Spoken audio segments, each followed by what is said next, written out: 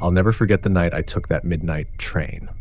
I had been traveling cross country for work, my trip dragging on longer than I had anticipated, and by the time I boarded the last leg of the journey, I was beyond exhausted. It was a Friday night, and the train station was eerily quiet, save for the usual clatter of trains arriving and departing. I didn't pay it much attention at first. I just wanted to get to my stop and rest. The train was old. One of those vintage models, the kind that you'd expect to find in old black and white movies. The kind with creaky floors, flickering lights, and windows that gave you just enough of a view to make it seem like you were traveling through some forgotten stretch of wilderness. My car was nearly empty, save for a few scattered passengers sitting in their own little worlds, probably too tired to make eye contact or say anything. I took my seat by the window and immediately tried to relax, letting the hum of the train and the rhythmic clatter of the tracks lull me into a half sleep. I don't remember how long I'd been dozing when I suddenly felt it, a chill creeping up my spine. I thought it was just the air conditioning, so I pulled my jacket tighter around me and tried to ignore it. But that cold feeling, it didn't feel natural. I glanced out the window, hoping the change of scenery would distract me, but instead I found myself staring into pitch black darkness. The train seemed to be in the middle of nowhere, miles away from any civilization, with nothing but trees and fog surrounding us. I could hardly see the tracks below, the dim lights inside the car flickering in and out as if they too were unsure of what was happening. It was then I heard it, a sound. Faint at first, like the softest echo of footsteps in the car. I looked around, but no one seemed to notice. Most of the passengers were still. I told myself I was imagining things, the fatigue and the long journey messing with my mind. But then the sound came again, louder this time, like someone was walking just behind me. My heart skipped a beat. I turned my head quickly, hoping to catch a glimpse of whatever was making the noise, but there was nothing. No one was walking down the aisle, and no one had moved from their seats. Still, I could hear it. The footsteps, slow, deliberate, like they were right next to me. I could almost feel someone breathing over my shoulder. A cold, damp breath. I tried to brush it off. Maybe the old train was just making weird noises. Maybe it was just the wind. But the footsteps didn't stop. They grew louder, closer, as if whoever was walking down the aisle was now standing directly behind me. I was frozen, unable to move. I turned my head slowly, half expecting to see a face staring back at me, but there was nothing but the empty seat behind me. And then, a voice, a whisper, "Get off the train." I froze, my blood running cold. The voice was soft like a woman's, but it had an edge to it, something wrong. It was as if it didn't belong in this world. I didn't know whether to laugh it off or run screaming down the aisle. The train was still moving, the occasional flicker of the lights doing nothing to ease the terror that was slowly creeping into my veins. The voice came again, louder this time. "Get off. Now." I didn't even think. My body moved on its own as I shot up from my seat, my heart hammering in my chest. I turned to face the aisle, but to my horror, the car was now completely empty. The other passengers had disappeared. Not a single soul remained. The train car that had once been filled with tired, worn-out travelers was now a ghostly shell. I stumbled back in shock, my breathing quickening. Where had they gone? What had happened to everyone? Then I heard it, a sound that made my stomach drop. A low, guttural growl coming from the far end of the car. I looked towards the source of the sound, but in the dim light, all I could see was the dark silhouette of the train car stretching out before me. I couldn't see what was making the sound, but I could feel it, the presence of something wrong. It was then I noticed the air had grown heavier, thick, with an unnatural coldness. My breath came out in visible puffs, like I was standing in a freezer. The walls of the train car seemed to pulse with an energy I couldn't explain, as if the train itself was alive and angry. The light above me flickered once more before it went completely out, plunging the car into darkness. My heart raced. Every instinct told me to run, to get off the train, but I couldn't move. My legs were like lead, and my mind was swirling with thoughts of escape, of survival. But where could I go? There was nowhere to run, nowhere to hide. I was trapped. The growl came again, louder this time. And then, in the pitch-black darkness, I heard something else, a whispering. Soft and muffled at first, but as it grew louder, I realized it was the sound of voices. Many voices, all speaking at once, but none of them making any sense. It was like they were speaking a language I couldn't understand, words tumbling over each other in a jumble of madness. I turned around, the hair on the back of my neck standing up as I thought I saw something, a movement in the corner of my eye. It was quick, like a shadow darting across the room, but when I looked directly at it, it was gone. Then, as if the darkness itself had come alive, a figure appeared in the doorway at the far end of the car. At first, I thought it was just my eyes playing tricks on me, but the figure grew clearer, taller. It was a man, or at least, I think it was. He was dressed in a faded uniform, a conductor's uniform, but the way he moved, there was something wrong with him.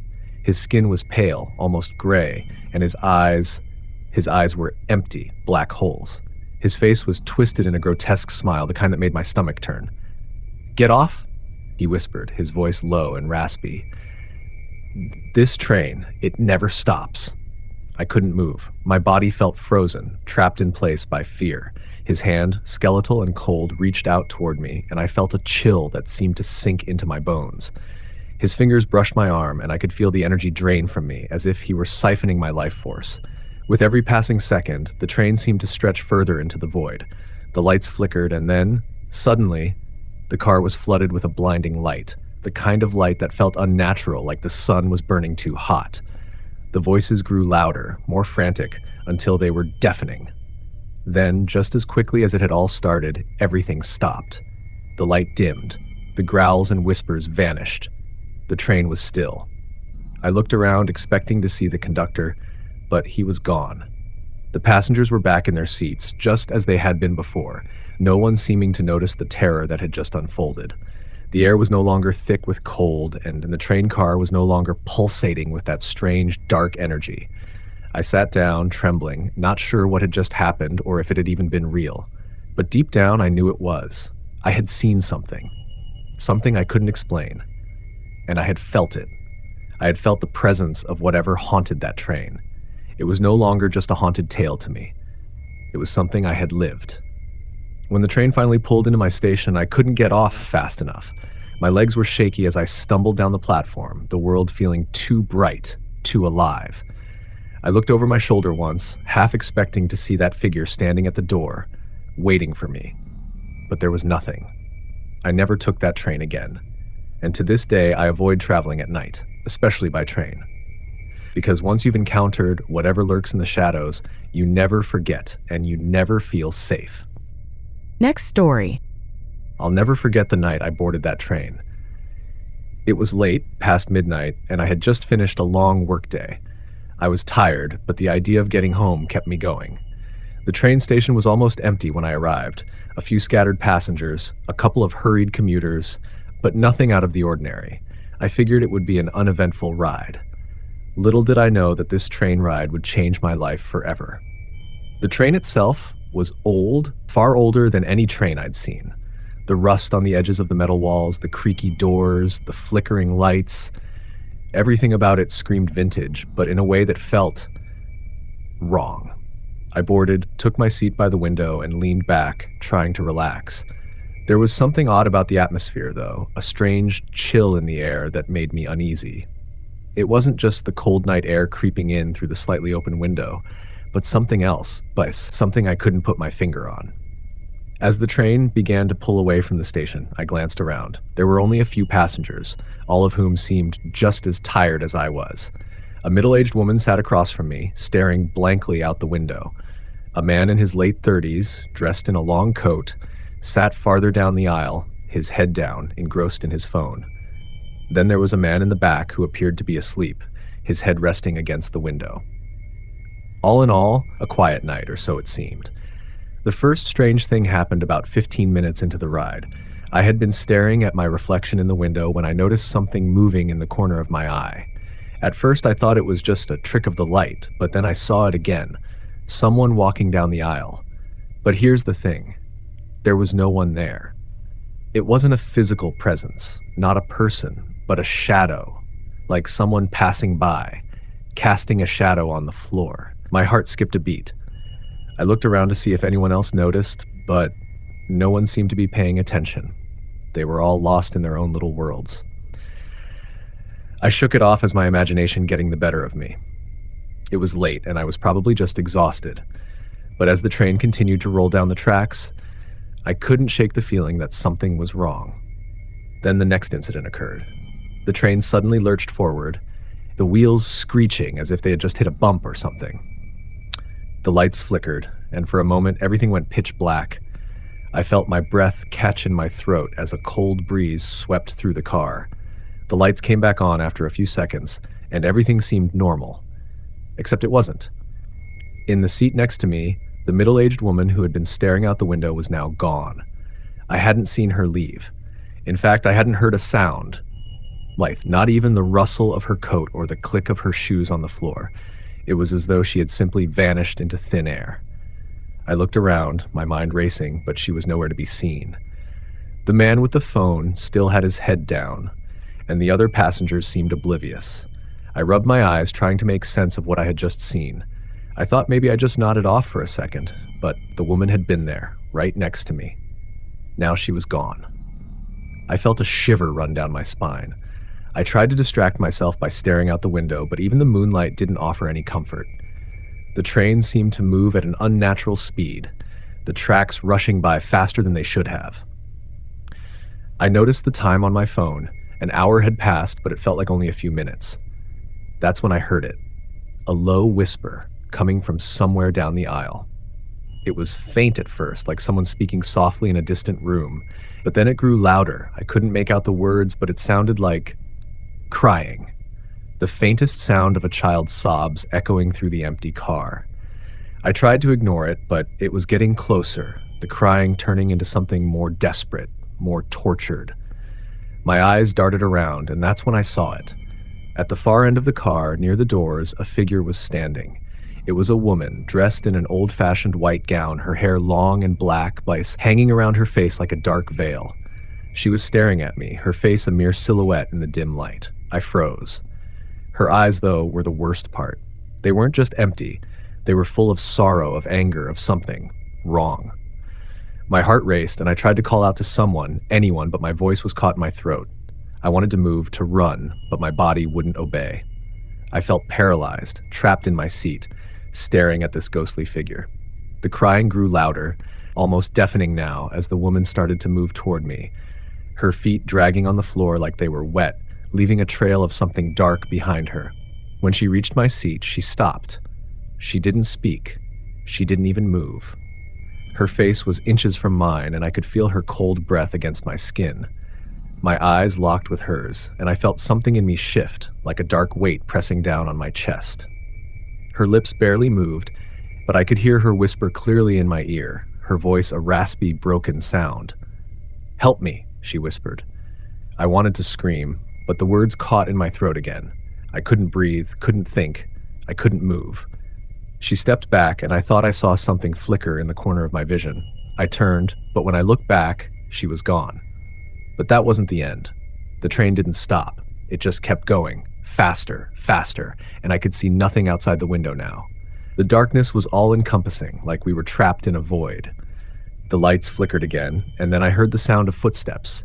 They were slow, deliberate, coming from behind me. I turned around and saw the man in the long coat, the one who had been sitting at the far end of the car. But now he was standing, his face pale, his eyes wide and unblinking. He was staring at me with an intensity that made my skin crawl. He opened his mouth, and I heard that same whisper again. "Help me." I backed away in terror, but there was nowhere to go. The doors were locked, the windows wouldn't open. It was like the train had become a prison, and we were all just stuck in it. The crying began again, louder than before. The shadows started to twist and bend, the air thick with a suffocating sense of dread. I looked at the man who was still staring at me, and I realized he wasn't a man at all. His face had started to distort, his features melting and shifting, back like something out of a nightmare. He wasn't human. Neither were any of the other passengers. The shadows grew darker, and the whispers filled my head. I couldn't understand them all, but I could hear one thing loud and clear. "Get off. Get off now." I don't know how I found the strength to move, but suddenly I was running down the aisle, pushing past the ghostly figures, ignoring their whispers, their cries. I reached the door and tried to open it, but it wouldn't budge. The train was speeding faster, the shadows closing in, and I could hear the whispers growing louder and louder until it felt like they were inside my head. Then, just as I was about to lose hope, the door opened. I stumbled out onto the tracks, the night air hitting me like a wave. I turned to look back, but the train was gone. The station was empty. There was no sign of the train, no sign of any passengers. I don't know what happened that night. I don't know if it was real, if it was a dream, or if I just lost my mind. But I never rode that train again. And to this day, I can't forget those faces, those whispers, and the cold eyes of that woman. Sometimes when I close my eyes, I can still hear the whispers. And I still wonder if they're still out there, waiting for someone else to take that ride. Next story. I still remember that night as though it happened only yesterday. It was around midnight when I found myself waiting at the remote train station in the middle of nowhere. My only company, the low, haunting whistle of the wind. The air was thick with cold, and the fog that rolled in seemed to choke the life out of every sound except for the rhythmic clattering of the train tracks. I'd been traveling for hours, moving from one city to another, and my next stop was a small town where I had a business meeting scheduled for the following morning. But there was a problem. The train I had boarded had broken down halfway, and the delay left me stranded at this desolate station. The only way forward was to board a different train that would pass through. The station was empty, save for a few flickering lights that seemed to be just barely hanging on. I was alone in the waiting room when I first noticed it, a figure standing by the tracks. At first I thought it was just the shadows playing tricks on my tired eyes, but when I looked again, I could clearly make out a silhouette, a man standing motionless in the fog. He wore a heavy coat, the kind you'd see in old movies, with a wide-brimmed hat that obscured his face. I hesitated for a moment, but there was something about him that seemed off. His presence felt wrong, as if he didn't belong in this time, in this place. I tried to convince myself it was just a figment of my imagination. The station had a reputation for being eerie. Old stories of trains that never made it to their destinations, of passengers who disappeared without a trace. The locals told strange tales. Some said they'd heard phantom trains passing through the night, even though no tracks were visible for miles. It was the kind of place you'd hear about in ghost stories, not the kind you'd visit on a whim. But this man, this figure, was different. It felt like he was waiting for something, watching me. A chill ran down my spine, and I quickly turned my attention back to the empty waiting room. I tried to push the strange thoughts out of my head, but when I glanced at the clock, I realized that it had been at least an hour since I arrived. The train was supposed to be here soon, and I wanted to get on with the journey. I stood up and walked toward the platform. It wasn't long before I heard the faint sound of a train approaching. I breathed a sigh of relief. The train, when it finally came into view, was a stark contrast to the one I had boarded earlier. It was older, its paint faded, and it moved with an eerie silence, gliding like a shadow across the tracks. I felt a strange unease settle over me as I climbed aboard.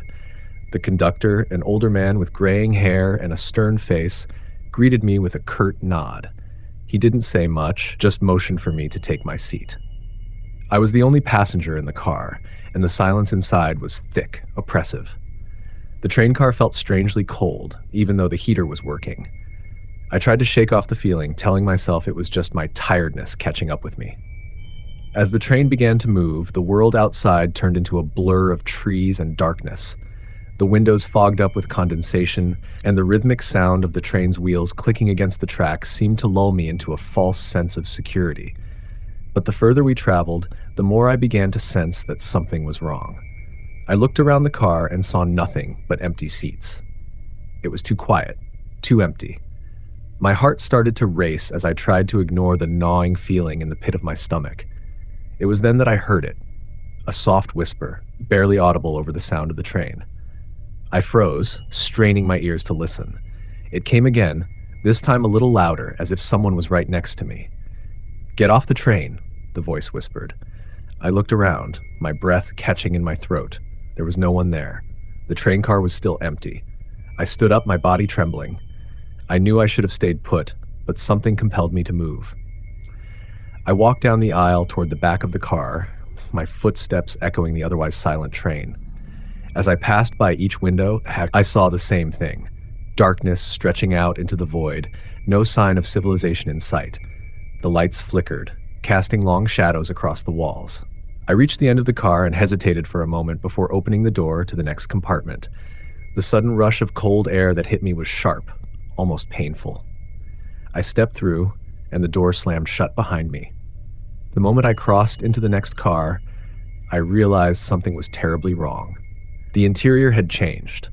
It was no longer the modern, though somewhat eerie car I had boarded. The walls were lined with peeling wallpaper, and the seats were old and worn, as though they hadn't been touched in decades. The entire atmosphere felt wrong. I turned to go back, but the door behind me was locked. Panic began to rise in my chest. I tried the handle several times, but it wouldn't budge. I was trapped. That's when I heard the footsteps. Heavy, deliberate, the sound of boots on the old wood. They were slow at first, but they grew closer, and I knew they were coming toward me. My pulse quickened. I looked around the car, desperate to find an escape, but the train had become something else entirely. The dim light from the overhead bulbs flickered, casting shadows that danced on the walls, moving as if they had a life of their own. And then, out of the corner of my eye, I saw him again. The man in the coat, standing at the far end of the car. His face was still hidden by the brim of his hat, but his presence was undeniable. He was watching me, his eyes hidden but somehow still fixated on me. I backed away slowly, my heart pounding in my chest. The footsteps were getting closer, and I realized with a cold shock that they weren't the footsteps of the man. The sound was coming from something else, something far worse. The lights went out. The train plunged into complete darkness, and I was swallowed by the silence. I stood frozen, my breath shallow and erratic. The cold air seemed to grow even colder, and then, through the darkness, I heard it. A whisper. "Get off!" I couldn't breathe, couldn't move. The voice was all around me now, a low, rasping sound that seemed to come from the walls, from the air itself. I stumbled backward, my feet hitting something cold, metallic. I reached down and found the track switch, realizing too late that it was too late to change anything. The doors to the car burst open, and there, standing before me, was the man. His eyes were wide and empty, hollow sockets staring right through me. His mouth was open, a grotesque grin stretched unnaturally across his face. "You shouldn't have boarded this train," he said in a voice that wasn't his own. It echoed in my ears, a chorus of whispers from 100 voices, all of them saying the same thing. Before I could scream, the train lurched violently, and I was thrown to the ground. The sound of the tracks below felt like they were scraping against my bones. I closed my eyes, waiting for the end to come. When I opened them again, the train was gone. I was standing alone at the station. The fog had lifted, the air was no longer cold, and the tracks were quiet. It was as though the train had never existed at all. The station was still empty, except for the man, standing by the tracks, his eyes watching me once again. And I knew in that instant that I had made a terrible mistake. The train wasn't over. It was just beginning. Next story. I've always had a thing for late-night train rides. Something about the steady rhythm of the wheels on the track, the soft click of the rails beneath, always put me at ease, even on the darkest of nights. I had just finished a business meeting in a small town upstate and was heading home to the city. The train I boarded was an older model, the kind with plush seats and heavy wooden panels. It was already well past midnight, and the car I was in was nearly empty, except for a few scattered passengers. I settled into my seat by the window, the hum of the train almost lulling me to sleep as we ventured deeper into the countryside. The moonlight outside cast long, eerie shadows over the empty tracks, and the world beyond the glass seemed to slip into an eternal blackness. I tried to shake off the unsettling feeling creeping in. The train seemed to be moving faster than usual, or at least it felt that way. The scenery blurred outside, the trees, the fields, all becoming one dark mass. A few minutes passed, and I couldn't help but notice that we weren't stopping at the usual stations. The next stop was supposed to be a small town where I'd switch trains, but the train just kept barreling forward, faster than I thought possible. That's when I heard it, the sound of someone breathing. deep, raspy breaths coming from somewhere nearby. I glanced around, expecting to see someone else in the car, but I was still alone. The other seats were empty, the faint hum of the train the only noise. I tried to dismiss it, thinking maybe it was just the train's mechanical sounds playing tricks on me, but the breathing grew louder, more labored, and it was coming from behind me. I turned around quickly, my heart pounding in my chest. Nothing. The aisle behind me was completely empty, but the breathing didn't stop. It was as though it was coming from just over my shoulder, as if someone was standing right behind me, breathing down my neck. I stood up, panic beginning to set in, and made my way toward the nearest door to escape the car. But before I could reach it, the lights flickered. The entire car plunged into darkness for a moment before the dim light flickered back on, revealing someone sitting in the seat across from me. My breath caught in my throat. It was a man. His face was pale, his skin almost gray. His eyes were wide open, fixed on me with an intensity that sent chills down my spine. His hair was matted and unkempt, and his clothes, torn and ragged, looked as though they had been worn for years. His mouth twisted into an unnatural grin, one that didn't seem to match the eyes staring at me. It was the smile of someone who knew something I didn't, something terrible. I took a step back, my legs shaking. I had no idea where this man had come from. I hadn't seen him board the train, and there was no one else in the car. My heart was pounding now, the sound of my blood rushing in my ears, but I couldn't tear my eyes away from his. "Do you hear it?" he whispered, his voice so low and hoarse that I almost didn't catch it. I didn't answer. I couldn't answer. He smiled wider, if that was even possible. "It's coming for you," he said, almost gleeful. "You can't escape it." I turned and bolted for the door, my mind in full flight mode. I had to get out, had to leave. I pulled on the door handle, but it was stuck. I tugged harder, panic taking over my every thought. The man's voice echoed behind me, his words chilling and heavy with an unknown dread. "It won't let you leave." Then the train screeched. A horrible, deafening sound like metal on metal, and the entire car jerked violently. I lost my grip on the door handle and stumbled forward, crashing into the seat. My head slammed against the edge, and for a moment, everything went black. When I woke up, the train was still moving, but something had changed. The lights were out again. The car was now completely silent, too silent. No breathing, no rustling of passengers, no hum of the train, just the sound of the rails beneath, dragging us further into the dark unknown. I sat up, dazed and confused, rubbing my head. I was disoriented, but as my eyes adjusted to the darkness, I saw something that made my blood run cold. All the seats were occupied now, but not by living passengers. They were empty, hollowed-out shells of people, their eyes wide and staring, their bodies limp and unmoving. The faces, twisted in horror, frozen in a moment of terror.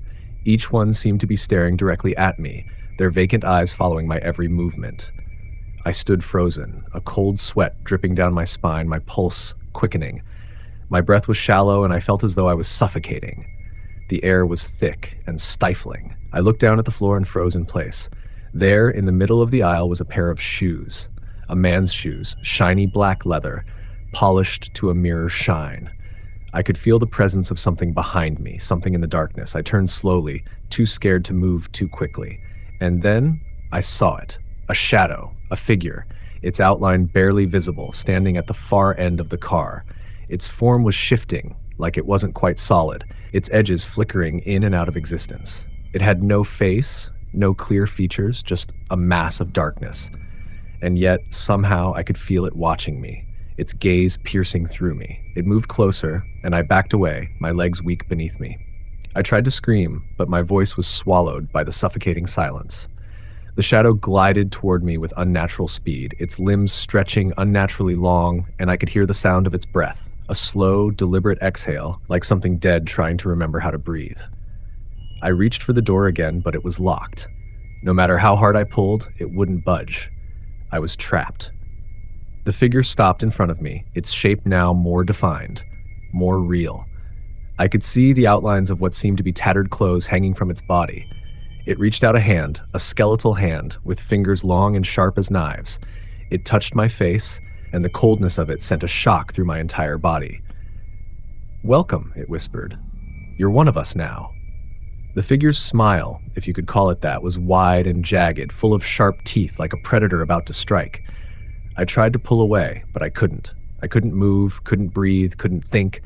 The shadow wrapped around me, swallowing me whole in its dark, suffocating embrace. And just before everything went black, I heard the train whistle, a long, mournful sound that seemed to echo through the darkness, a sound that would haunt me long after the train had stopped. When I woke up again, the train was still moving. But I wasn't alone anymore. There were others. The passengers, those who hadn't been there before, sat in their seats, silent and still, their eyes vacant and empty, staring straight ahead. They were no longer alive, but they weren't dead either. They were something in between. And that's when I understood. The train wasn't going anywhere. It was taking us all somewhere, somewhere far beyond where we could ever escape. It wasn't just a ride. It was a one-way ticket. And once you board, you never leave. Next story. I've been trying to forget what happened that night, but I can't. I don't know how much longer I can keep pretending it didn't happen. It's been 3 months, and every time I close my eyes, I'm back on that train. I can still hear the sound of the whistle in my ears, feel the lurch of the tracks underfoot, see her face. It was supposed to be just another trip. A quiet, uneventful ride home after a long week of work. My boss had insisted on a last-minute meeting, so I was exhausted. I didn't mind, though. I had a train ticket back to Chicago, and that's all that mattered. I boarded the train at the station in the small town where my meeting took place. The car I got into was nearly empty, save for one other passenger, a woman sitting toward the back, her face obscured by the hood of her jacket. I didn't think much of it. It was a late train, and everyone else seemed to be just as tired as I was. I sat by the window, I leaned back in my seat and closed my eyes. The soft rocking of the train helped me relax, the rhythmic sound of the wheels on the tracks lulling me into a state of half-consciousness. I had no idea how much time had passed when I first heard the sound. The creak of footsteps down the aisle. Slow, deliberate steps. They didn't sound like someone just walking. It was as though they were dragging their feet, a sort of scraping noise. I opened my eyes. The woman from earlier was standing at the end of the aisle, still facing away from me, her back to the dim light of the car. I didn't know what to make of it. Maybe she had gotten up to stretch her legs, but something about the way she stood there, unmoving, felt strange. I shook it off. It was probably nothing. But the longer I watched her, the more unsettled I became. I don't know why, but I couldn't take my eyes off her. Her body was perfectly still, like a statue. Her head was tilted down toward the floor, and her hood was still pulled over her face, hiding any glimpse of her features. The air around her felt colder somehow. Minutes passed before she finally moved, but when she did, it wasn't in a way that made any sense. Her body jerked unnaturally, and she spun toward me with a sudden, sharp motion. Her face was hidden, but I could see her eyes now, wide, unblinking, and completely black. I froze. I wanted to scream, to jump up and run, but I couldn't. I was paralyzed. The woman stepped toward me, her head tilted to one side, as though she were studying me. Her movements were too fluid, too unnatural, like she was a puppet on strings. I felt a cold draft move through the car, even though the windows were sealed tight. The train rumbled beneath me, but there was an eerie, unnatural stillness in the air. Then, without a word, the woman reached into her jacket and pulled out something from inside. A small, silver pocket watch. She held it out to me, her hand shaking, but her eyes never left mine. "Do you see it?" she whispered, her voice raspy and distant. I stared at the watch. It was strange. There was nothing particularly unusual about it, but when I looked at it, I felt something shift within me. The hands on the watch were spinning too fast, impossibly fast, as though time itself were moving in reverse. I could hear the faint ticking sound, like the beat of a heart that wasn't mine. I didn't know what to do. Something inside me told me I should take the watch, but I didn't. I couldn't. Before I could react, she snatched the watch back and stepped away from me. Her eyes remained locked on mine as she began to move toward the back of the car. Her steps were silent now, no longer scraping, as though she was floating. I could feel the panic rising in my chest, but I forced myself to stay calm. Something was terribly wrong, but I didn't know what it was. The woman disappeared into the darkness of the next car, leaving me alone in the silence. I tried to shake off the feeling of dread that had settled over me, but it only grew stronger as I sat there, too scared to move. The air felt thick, suffocating. The train continued to rumble forward, but now it seemed to be going slower, like it was crawling through some dark, endless void. I glanced around the car, hoping someone else would be there, but I was still the only passenger. I tried to get up, to look for the conductor or any other sign of life, but as I stood, I noticed something that stopped me in my tracks. The walls of the car were covered in strange markings, symbols, scratched into the wood, as though someone had clawed them into the surface. The shapes seemed to shimmer, almost as though they were alive, moving and shifting when I wasn't looking directly at them. I took a step back, my hand trembling as I reached for the door to the next car. But when I turned the handle, it wouldn't budge. I pulled and yanked, but it was stuck, locked. I began to feel trapped, like I was stuck on a train with no way off. I heard a low sound behind me, a soft, rhythmic tapping. I turned slowly, my breath coming in short gasps. It was her again, the woman. But now she was standing at the other end of the car, watching me with those black, empty eyes. And she was no longer alone. Behind her, more figures appeared. Ghostly shapes, their faces obscured by hoods or veils, floating toward me like wraiths. The woman held up the pocket watch once more, and I could hear it ticking faster now, each beat of the clock sending a shock through my chest. The figures continued to drift closer, their movements slow and deliberate. I knew I had to run, but I couldn't move. My legs felt like they were made of stone. Then, the woman spoke again. "Time is running out," she whispered. The words echoed in my mind, and that's when it hit me. Time. The watch. This wasn't a normal train. This wasn't just a normal ride home. The train was trapped, and so was I. Trapped in a moment that wasn't mine, in a place between time and space. I could feel the darkness closing in around me, could feel the presence of those figures surrounding me, their cold eyes staring into me, through me. I tried to scream, but my voice caught in my throat. I was stuck in that moment, frozen in time, unable to escape. The last thing I remember was the woman reaching toward me, her mouth opening to speak one last word. But then everything went black. When I woke up, I was back at the station. The train was gone. There was no sign of the woman or the figures or the strange pocket watch. My heart was racing, my body trembling. I looked around, expecting to see the car I had been in, but there was nothing. Just the empty platform, the soft sound of the wind whistling through the station. I rushed to the ticket booth, desperate to get some answers, but the clerk only looked at me with pity in his eyes. "You okay?" he asked. I nodded, not trusting my voice. "You're lucky," he said, his tone low. "The midnight train doesn't stop at this station anymore." I stared at him, confused. "It hasn't for years," he added, "but some people still ride it. They never come back." And that's when I realized I hadn't just missed my train, I had gotten on the wrong one. Next story. I've always been a night owl, but that night I should have known better than to board that train. It was a late evening, and I'd been out celebrating a friend's promotion at a bar in the city. The hours slipped by in a haze, and before I knew it, I was standing on the platform waiting for the last train home. I had missed my usual ride, and the only train left was one I didn't recognize. The schedule said it was headed to a station near my neighborhood, so I figured I'd take it, despite the strange feeling that lingered in my gut. The train was almost empty when I boarded, just a few scattered commuters and some tired, half-hearted conversations. I found an empty seat by the window, pulling my jacket tighter around me as the train began its journey.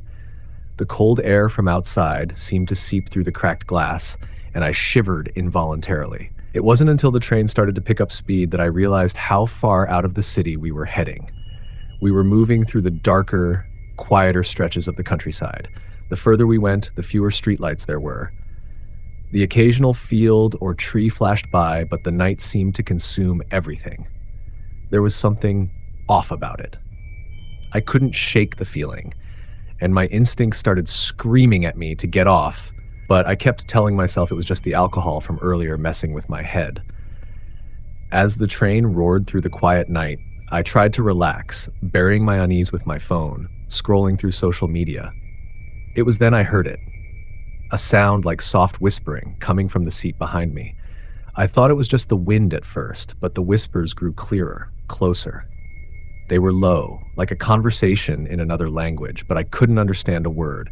I glanced behind me, half expecting to see someone, but no one was there. The seat was empty.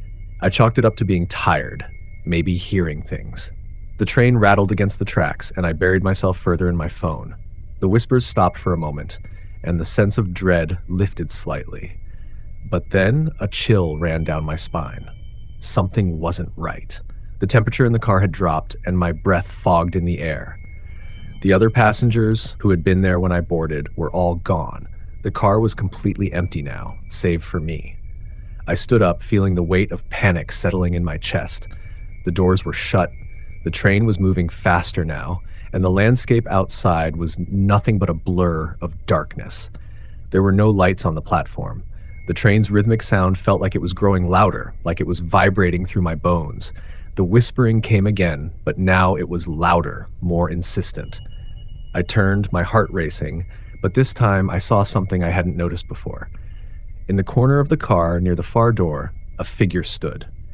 The faintest outline of a man, his face obscured by shadows. His clothes were old-fashioned, like something from a different era, his posture stiff, unnatural, but it was his eyes that made my heart stop. They were black, hollow, as though all light had been sucked out of them. I blinked hard, thinking I was seeing things, but no. He was still there, his eyes fixed on me, unmoving. A low, guttural laugh echoed from his direction, deep and empty. He stepped forward, and with each movement, the air grew heavier, more suffocating. "Get off," he said, his voice like a rasp of dry leaves, unsettling and cold. "Get off now." I was frozen, unable to move or speak. The fear paralyzed me, but then something snapped inside me. My body moved on its own as I rushed toward the door. I grabbed the handle, but it wouldn't budge. It was locked. I tried again, desperate now, panic clawing at my throat, but nothing worked. The figure was closer now, his breath visible in the air, colder than the temperature around us. "You're not supposed to be here," he whispered, his voice echoing in my ears. "You're never getting off." I turned, my mind racing for an escape, for any way to stop this nightmare. But then I saw it. The windows, the reflection. The people in the reflection were not the passengers from earlier. They were different. Their faces were contorted, twisted in agony, their eyes wide and blank. I could see their mouths moving as though they were speaking to me, but no sound came. I looked at the empty seats around me, and slowly they began to fill, but not with living people. No. They were all pale, their skin like wax, and their eyes, just like the man's, were completely black. The man took another step forward, his smile widening. "Join us," he said, the words so cold they felt like ice in my veins. "We've been waiting for you." I screamed. I don't even remember the sound of it, just the way the air around me seemed to shudder as the train's lights flickered. I slammed my shoulder into the door, but it wouldn't give. My mind screamed at me to keep going, to find any way out, but I was trapped. The sound of the train's whistle screeched through the night, louder than before, deafening, as if the train itself was alive, angry. I turned to look back at the figure, and in the blink of an eye, he was right in front of me. His cold hand reached out, and I felt it, like ice seeping into my skin, freezing me where I stood. His fingers wrapped around my arm with an unnatural strength, pulling me toward him. The train began to slow, but I wasn't sure if it was even real anymore. The air around me shimmered, the shadows growing darker. I fought to break free, but it felt like my body was no longer my own. I was weightless, floating, as if the train wasn't even on the tracks anymore. I reached for anything to hold on to. But all I could grasp was the figure's cold hand, which dragged me into the shadows. When I woke up, it was morning. The train had stopped, and the world outside was bathed in sunlight. I was lying on the floor of an empty train car, the doors wide open. My breath was shallow, and my body was covered in a cold sweat. I scrambled to my feet, my mind a whirlwind of confusion. The platform was silent, and the station looked completely abandoned, as though no one had been there in years. The signs said the name of the town I was supposed to get off at, but everything felt wrong. The air was too still, too quiet. The buildings in the distance were old and decrepit, as though they had been untouched for decades. I glanced back at the train, my heart racing. The figure from the night before was nowhere to be seen, but the air around the train car was thick with the scent of decay. I stumbled away from the platform, my legs unsteady, trying to find my way back to the city. The train left without a sound, vanishing into the distance, and I knew then that I'd never see it again. I never took a late night train again, but every so often, when I lie awake at night, I hear it, the distant sound of the whistle echoing through the darkness, and I know, deep down, it's still waiting for me. Next story. I had never been a superstitious person, but the events that unfolded that night have left me questioning everything I thought I knew about the world. To this day, I still wonder if I was just caught in a bizarre dream, or if something truly evil took place on that train. It all started on a chilly autumn evening. I had been traveling for work, making my way from Chicago to a smaller town upstate. I had a train ticket booked for the night. Nothing out of the ordinary. I was looking forward to a quiet ride, maybe a few hours of sleep, then an easy commute the next morning to wrap up my business. The train station was bustling when I arrived. It was late, past 11 p.m., and most of the passengers looked as tired as I felt. People were dragging suitcases, scrolling through their phones, and finding their spots in line. There was one particular train that caught my eye, a long, older-looking model. It didn't have the usual sleek, modern aesthetic that you see today. This one had a sort of vintage feel, with dark green paint fading in places, and the windows were slightly fogged over, as if it had been traveling for decades. It didn't seem to fit with the other trains, but it was listed on the board, and I assumed it was just an older model. I boarded without giving it too much thought and found a seat near the back. The car was mostly empty. There were a couple of people in the front and a man sitting alone by the window, but other than that, it was just me and the quiet sound of the train as it started moving. At first, everything seemed normal. The gentle rocking of the train as it moved along the tracks, the low hum of the engine, it was soothing in its own way. But after about 20 minutes, something strange happened. I looked out the window and noticed the scenery around us had become off. The usual cityscape had disappeared, and now there was nothing but empty fields, dense forests, and roads that led to nowhere. It wasn't that the train had taken a detour. I had checked the map, and this was the right route, but it was like we were passing through some kind of forgotten wilderness, an endless stretch of land that didn't exist on any map I'd seen. Then, I heard something. It was faint at first, almost imperceptible, but it grew louder, a distant, low sound like chanting. It wasn't the kind of thing that should be on a train, and it sent a chill down my spine. I stood up, looked around, but nobody seemed to notice. The people sitting in the front were all staring straight ahead, and the man by the window had his head down, eyes closed. The chanting continued, almost rhythmic, and I felt this overwhelming sense of dread building in my chest. It wasn't coming from the people. I knew that much. It sounded like it was coming from deep within the train, from somewhere far down the aisle. The longer I listened, the more it felt like the train itself was alive, breathing, with a dark presence within it. Curiosity overcame me. I made my way toward the sound, walking down the aisle, my footsteps echoing in the quiet car. As I got closer to the back, I could see a faint light coming from under the door to the next car. The chanting was clearer now, like it was coming from a group of people, but the voices sounded wrong. They were distant, hollow, and seemed to overlap in unnatural ways.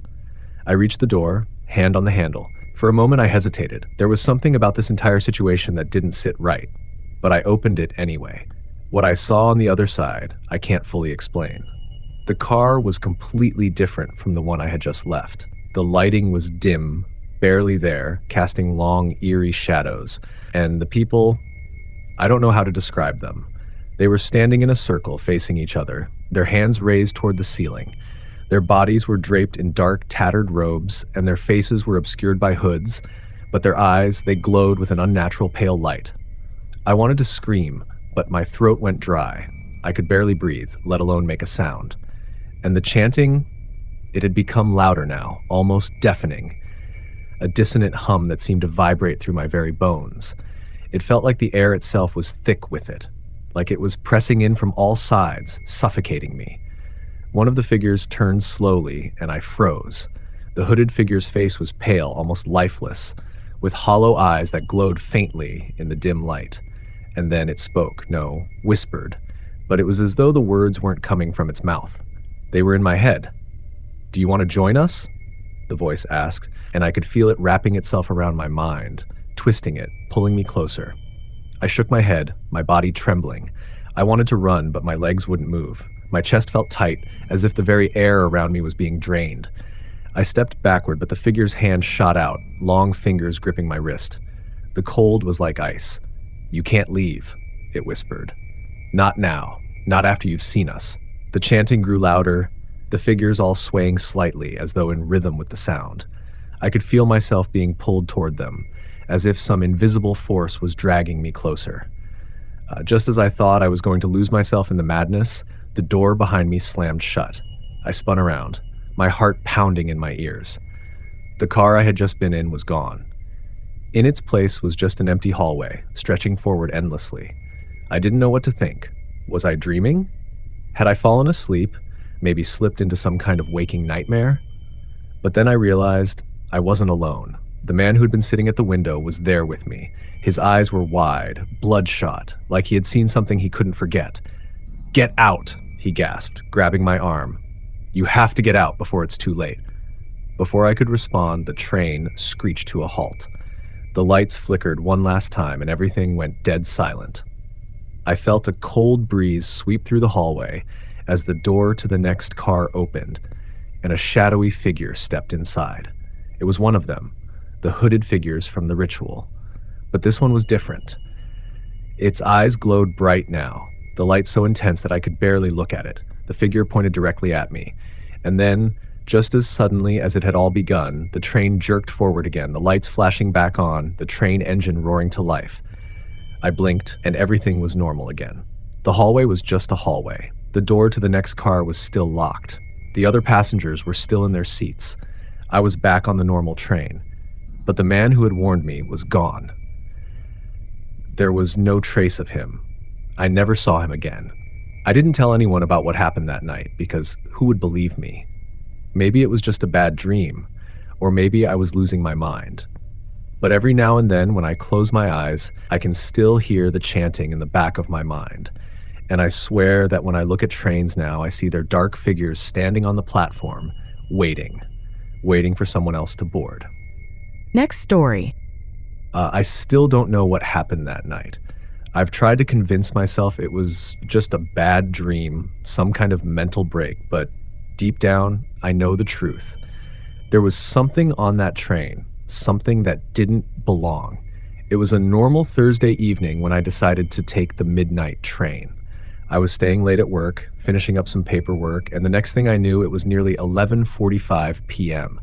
I didn't feel like waiting for another hour for the next bus, so I figured I'd just hop on the train and get home quicker. The station was relatively quiet, only a few late-night commuters, all looking tired or lost in thought. I bought my ticket, grabbed a coffee, and headed for Platform 5. The train arrived right on time, an older model, much older than the usual ones that came through. Its faded blue color was chipped in places, and the lights flickered from time to time, but I thought nothing of it. I wasn't expecting any sort of adventure. I just wanted to get home. As I stepped inside, I noticed that the train was oddly empty, almost too empty. The usual rowdy groups of teens or drunkards were absent, leaving me with a car that felt more like a ghost train than a commuter vehicle. There was only one other passenger, an elderly man sitting in the back corner, hunched over his suitcase. I took a seat near the middle, adjusting my bag beside me, and tried to focus on my phone. We were on the move in minutes. The train rumbled to life, the sound of the wheels on the track a constant hum beneath me. I couldn't shake the feeling that something was off, though. It wasn't the quietness of the train. It was more than that. It was a strange sense of stillness in the air, as if the world outside the train had simply stopped. There were no other trains on the tracks, no other cars on the road beside the tracks, and no sound except for the creaking of the train. It felt like we were the only two things alive in the world. Then, around 10 minutes into the ride, I heard it, a soft, dragging sound coming from the front of the train. At first, I thought it was the sound of something caught in the train's wheels, maybe a piece of metal scraping along the track. But the sound was wrong. It was too rhythmic, too deliberate. It was as if someone, or something was slowly walking down the aisle, dragging something heavy behind them. I looked around and the old man was still there, his head down, either asleep or unaware of what was happening. I could feel my pulse quicken, but I couldn't bring myself to get up and check. Uh, it wasn't like I was scared of the dark, but there was something in the air that made me feel small, invisible, like I didn't belong. The dragging sound grew closer, closer, and closer, until it stopped right in front of me.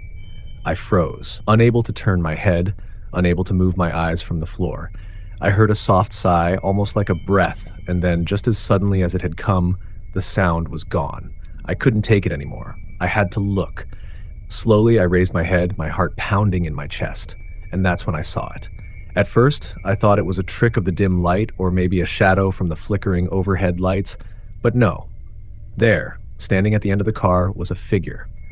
A woman, her face obscured by a dark hood, her body unnaturally still.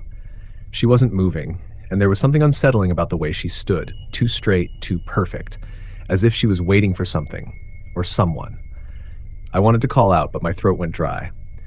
I looked down the aisle and the elderly man had vanished. I hadn't seen him leave, and yet he was gone. The figure didn't move at first. It just stood there like it was studying me. Then I saw it. Her hands, pale, almost bone white, were holding something. At first it was hard to tell, but as she raised them slightly, I saw it clearly, a small silver locket. It was open, and inside it there was a picture. The woman tilted her head slightly, her hood shifting just enough to reveal a face. It wasn't a human face, not completely at least. Her skin was stretched almost unnaturally tight over her skull, and her eyes were wide and dark like black voids with no light. And her mouth, it was wrong. Too wide, with jagged, sharp teeth gleaming in the faint light. She smiled at me, her lips stretching impossibly wide, and then she spoke. But the words didn't come from her mouth. They seemed to come from everywhere, from the train itself. "Why did you leave me?" her voice whispered. I couldn't breathe. My body felt like it was filled with lead. The train had started to slow down, but the figure remained, standing perfectly still at the end of the car. I wanted to run, but my legs wouldn't obey me. I tried to speak, but no words came out. I had to get out of there. I had to. I stood up abruptly, and the moment I did, the train lurched. It stopped, and just like that, the woman was gone. I don't know how long I stood there in the sudden, complete silence. It felt like hours. The train was no longer moving, and I could see nothing outside the window, just a black void that stretched on endlessly. The lights flickered once more, then stabilized. I was alone again. But something was different. The stillness. The weight in the air. The train had stopped in the middle of nowhere. No station, no lights, just a dark stretch of track ahead. I rushed to the door, trying to open it, but it wouldn't budge. Panic set in. I was trapped. The windows were locked and the interior lights flickered erratically. I tried to stay calm, but my mind was racing. Something wasn't right. That's when I heard it again, the soft, dragging sound. It started up at the front of the car once more, getting closer and closer. This time, I wasn't going to wait. I bolted for the exit, throwing myself against the door with all my strength, but it wouldn't open. The sound grew louder, more distinct. I was running out of time. Suddenly, the door flew open. I stumbled out, finding myself on the tracks, the cold night air hitting me like a wall. I turned back to look, but the train was gone. The platform was gone. There was no trace of the train at all. I found myself in an unfamiliar place. There were no lights, no stations, just tracks stretching out into the dark. I couldn't tell where I was or how I had gotten there, but I knew one thing. I wasn't supposed to be there. I haven't taken a train since that night, and I never will. Sometimes when I'm alone at night, I still hear that dragging sound, the soft scrape of something or someone walking slowly toward me. And no matter where I am, I always check behind me just in case. Next story. I was a seasoned traveler, or at least I thought I was, until that one fateful trip. It was just another Thursday night, a red-eye train ride to visit family for the weekend. The usual routine, boarding the train, finding my seat, settling in with a book, nothing out of the ordinary. But as I boarded that evening, I couldn't shake the feeling that something was off. The train station had an eerie quietness to it, almost like the air itself was holding its breath. The platform was mostly empty except for a few travelers, none of whom seemed to make eye contact or speak to one another. There was an old man sitting on a bench near the ticket booth, his face gaunt, his eyes too wide, staring at nothing in particular. I tried not to stare back, not wanting to make myself uncomfortable, so I quickly found my car and boarded. The train was almost empty too, which wasn't unusual for a late-night ride. There were a few scattered passengers, each sitting quietly, as if trying to make as little noise as possible. I found an empty seat by the window, settled in, and began reading. As the train started to pull out of the station, I glanced out the window. The city lights faded away, replaced by the sprawling emptiness of the countryside. The air in the car was a little too cold, but I didn't think much of it. I'd always preferred the chill of the night over the stuffy warmth of crowded places. I was just beginning to lose myself in the pages of my book when I heard it. A soft, almost imperceptible sound. It was a low humming noise, like a buzzing or a distant vibration. I looked up, but there was no one around. The car was as still and quiet as ever. At first, I thought it was just the train's machinery, the sound of the wheels turning, the hum of the tracks. But then I heard it again, and this time I felt it, a pressure in my chest, like the sound was pulling me in. I looked down the aisle and saw a man standing near the far door, his back to me. He was tall, dressed in an old-fashioned suit, his hat low over his eyes. His posture was rigid, too stiff, almost mechanical. I frowned and glanced back at my book, shaking off the feeling. Maybe I was just tired. I looked back down the aisle a few moments later, but the man was gone. I let out a sigh of relief, telling myself it was probably just my imagination, or maybe I had misremembered seeing someone. Then, without warning, the lights flickered. At first, I thought it was just a glitch, but when they flickered again, followed by a long, drawn-out screech of metal on metal, I felt my heart drop. The train seemed to lurch, as if something had caused it to shake violently. A cold draft rushed through the car, and the temperature dropped even more. I rubbed my arms, trying to keep warm, but it wasn't the cold I was worried about. It was the feeling. The car had suddenly gone still, the hum of the train no longer audible, replaced by an oppressive silence. I stood up and walked down the aisle, my shoes clicking on the metal floor. The further I went, the stranger the atmosphere felt. The air was thick, like I was moving through water. When I reached the next car, I tried the door, but it was locked. I pushed harder, but it wouldn't budge. I knocked, hoping someone would open, but no one answered. Frustrated, I turned around to head back to my seat, but that's when I saw him again, the man from earlier, standing in the same spot. He was still facing away from me, but something was different. His shoulders were trembling, as though he was shaking, but it was the way he was standing that caught my attention. The whole train car had gone quiet, but I could hear the faintest whispering, like whispers all around me. I took a step back, my heart racing. The whispers grew louder, more frantic. I looked around, but there was no one else. The man slowly turned his head toward me. His face, now illuminated in the flickering light, was pale, too pale, and his eyes were dark, darker than I'd ever seen, like voids of pure blackness. His lips parted, revealing a grotesque grin. The man didn't speak, but I could hear his voice inside my head, whispering words I couldn't quite understand. Suddenly, the train jolted again, but this time it didn't stop. The car rattled as if something massive had slammed into it. The man took a step toward me, and with each step he took, the train seemed to distort. The walls of the car warped like they were bending under some unimaginable pressure. The whispers grew louder still, more frantic, and now I could hear them in full sentences. They were voices of people, desperate, pleading, crying out for help. "Get out!" they screamed. "Get out now!" I didn't know what was happening. I wanted to run, to escape, but my legs felt like lead. I could hardly move, paralyzed by fear. The man's figure grew clearer, closer. He wasn't walking now, but floating. His feet never touched the ground. As he came closer, I saw something in his hand, a long, rusted blade, the kind that looked like it had seen years of neglect. My breath caught in my throat. I couldn't move, couldn't scream, couldn't even blink. I was trapped in that car, the lights flickering violently, the temperature plummeting further. The whispers were now a cacophony of voices, overwhelming, suffocating. It felt like they were coming from inside my own head, echoing through every part of me. The man reached out a hand, and the last thing I heard before everything went black was his voice, cold and harsh. "You're too late." When I woke up, I was alone in the train car again. The train had stopped, but the station outside looked completely unfamiliar.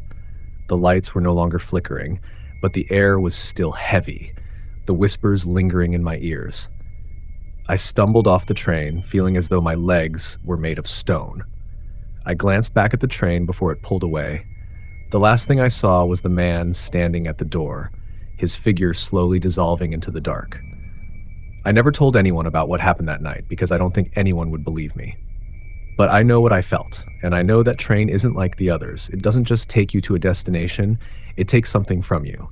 Every now and then I see the faintest shadow on the platform or hear a whisper in the silence, and I know that train is still out there, waiting. Next story. It was a few days ago when I experienced something I still can't explain. I was traveling for work, heading back home after a long conference. The trip back wasn't anything special, just another train ride across the state. The weather had been gloomy for hours, and I could see the dark clouds creeping in through the windows of the train. The gentle rocking of the car and the soft hum of the engine made me feel drowsy, and I found myself losing track of time, had I the way you do when you're tired and everything just starts to blend together. I had a seat by the window, and I noticed a couple of other passengers, though the car was mostly empty. It was already well into the night, and the few people in the car seemed to be minding their own business. The usual kind of quiet you'd expect at this hour. I tried to read a book, but my eyelids kept growing heavier, and soon enough I decided it was better to close my eyes for a bit. It wasn't like I had anywhere to be for a while, but when I woke up, something was different.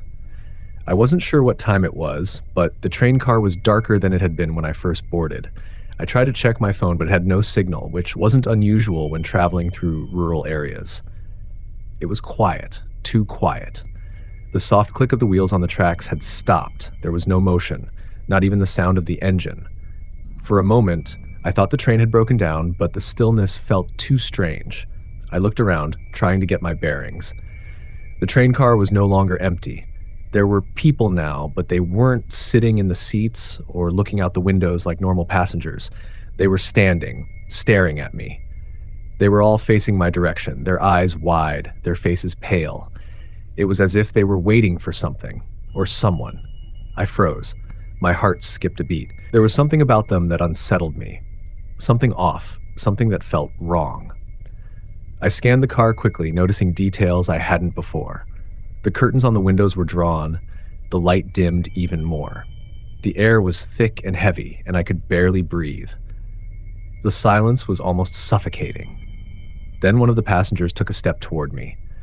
I couldn't see their face clearly, but I felt the eyes of the others follow their every movement. The person stepped closer, and that's when I noticed his shoes were covered in dirt, and his clothes were old, faded, like something out of a black and white photograph. The moment he came into the light, I saw his face, and it felt like the world stopped. His face was wrong. It wasn't just that it looked strange, it was almost featureless, like it had been smoothed over, as if his skin didn't belong to him.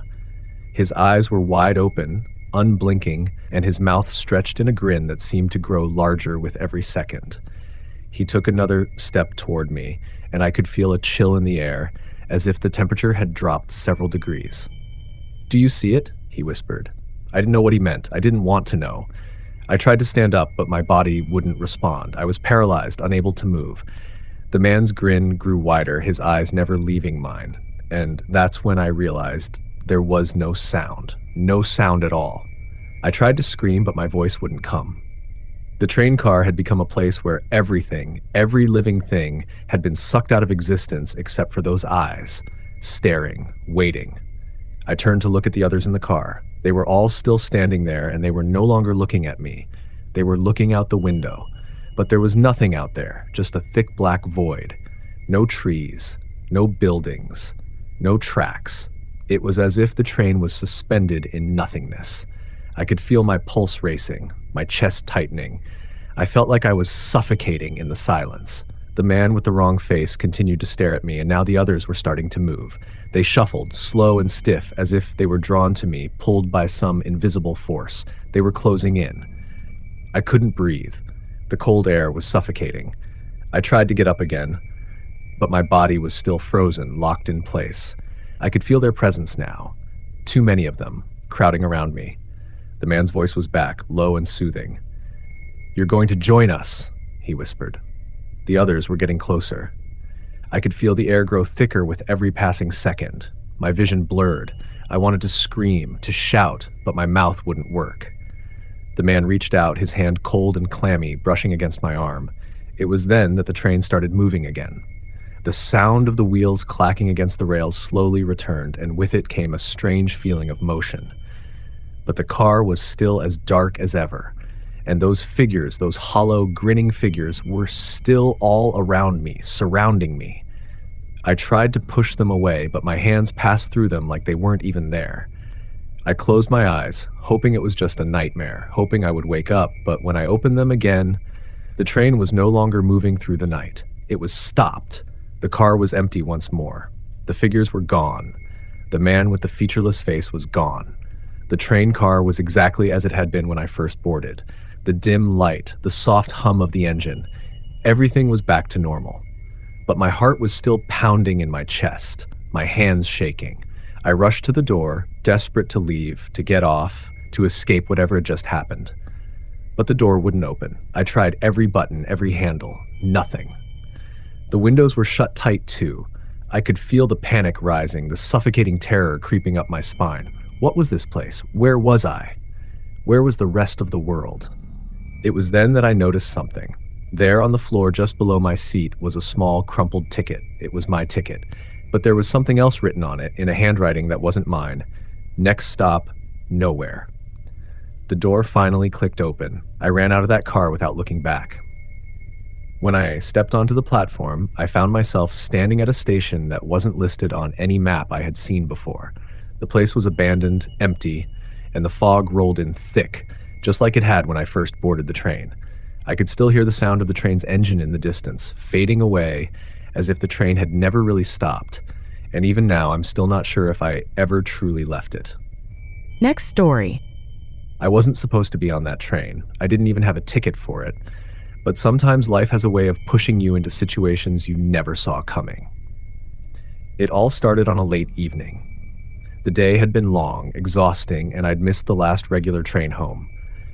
I found myself standing alone in the half-empty station, staring at the glowing schedule board. The next train to my stop wasn't for another hour, and I considered finding a cab or taking a bus.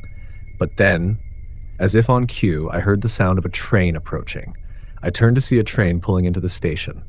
It was strange. Its paint was worn, the windows old and fogged over. It looked like something from another time. I didn't think too much of it, though. It was late, and I was tired. I figured it would be better to take it and get home than wait around. I walked up to the door and noticed it was already slightly ajar, a flicker of light spilling out into the dim station. As I stepped inside, something about it felt wrong. The air was stale, like it hadn't been aired out in years. But still, I didn't think much of it. There were only a few other people aboard, and they seemed distant, lost in their own worlds. I chose a seat by the window and sank into it, sighing deeply. The train started moving, slowly at first, but soon enough we were picking up speed. The city lights faded behind us, replaced by a darkness I wasn't used to. The further we went, the more the train seemed to absorb the night. The hum of the wheels against the track was rhythmic, almost hypnotic. I closed my eyes for a moment, thinking I might be able to sleep before I reached my stop. That's when I heard the first odd sound, like a low scraping. At first I thought it was the train's wheels, or maybe a part of the infrastructure, but the sound was growing louder, more consistent, almost like nails dragging along metal. I opened my eyes, sitting up straight, trying to shake off the unease. The car was still mostly empty, but one man had moved into the seat across from me. He was old, his face pale and lined with age, his hands trembling slightly as he held a cane. His eyes were unfocused, staring into nothing. The scraping sound didn't stop, and I realized it wasn't coming from outside the train. It was inside, coming from somewhere deeper in the car. I looked down the aisle. The few passengers that remained were all staring straight ahead, unmoving. Then I saw it. In the dim light, something was moving in the far corner of the car. It was just a shadow at first, but it was growing, becoming more distinct. It wasn't a person, but it wasn't an object either. It was something shifting, like a black mass of darkness crawling along the floor. It didn't seem to have a clear shape, just an undulating shadow that crept forward. It was too fast, too quiet. I didn't move. My body felt frozen, my instincts screaming at me to run, but my legs refused to obey. The shadow slithered forward, coming closer. The scraping sound became louder, closer, more distinct, and then it stopped. The car was silent, so silent I could hear my own heart pounding in my chest. Then I heard it again. A low whisper, almost a hiss. It was coming from the shadow, from the shifting mass that had come to a stop at the end of the car. "Help me," the voice said, barely audible. Get off the train." My blood ran cold. I tried to speak, to ask someone else if they heard it, but my voice wouldn't come. I turned to look at the old man across from me, but he was staring at the shadow, his eyes wide and unblinking. His lips trembled as if he was about to say something, but the words wouldn't come. The shadow began to move again, closer now, until it was right in front of me. The air had become thick and heavy, like I was suffocating. I felt the pull of something dark, something ancient, trying to drag me in. I couldn't breathe, couldn't think straight. The scraping sound was right next to me now, and I realized with growing horror that it wasn't just a noise, it was a warning. Something was trying to get to me, something that didn't belong in this world. The door to the next car opened with a shriek of metal. I don't know why I did it, but I bolted. I ran down the aisle, my feet barely touching the ground. I didn't look back. The air grew colder as I sprinted, the door to the next car in front of me. I wrenched it open with everything I had, not caring if I was waking everyone up, not caring about anything except getting away. But the moment I stepped into the next car, I froze. It wasn't a new car at all. It was the same one, the same seats, the same people, the same shadowy figure in the corner. My chest tightened and I could barely breathe. I ran again, out of instinct, into the next car. Same thing, same damn car, same passengers, same shadow. I was trapped. I turned back to look at the shadow that had followed me. The old man was gone now, replaced by another figure, one I didn't recognize. But I didn't have time to worry about that. The whispering voice came again. "You shouldn't have gotten on." I ran down the aisle once more, this time pulling open every door, every window, anything that could lead me out. Nothing worked. The train kept moving, endlessly. The scenery outside hadn't changed. It was as though we weren't even on a track anymore, just floating through space. Finally, in my panic, I made one last desperate move. I ran for the emergency exit and threw myself through the door. The cold night air hit me like a slap to the face, but when I looked around, I saw no train, no station, just endless darkness. I was standing alone in a void. The train had vanished, as had everything else. The world had folded in on itself, and I was left in nothing but that suffocating silence. And the last thing I heard as I was swallowed by the void was that same whisper. "You shouldn't have gotten on."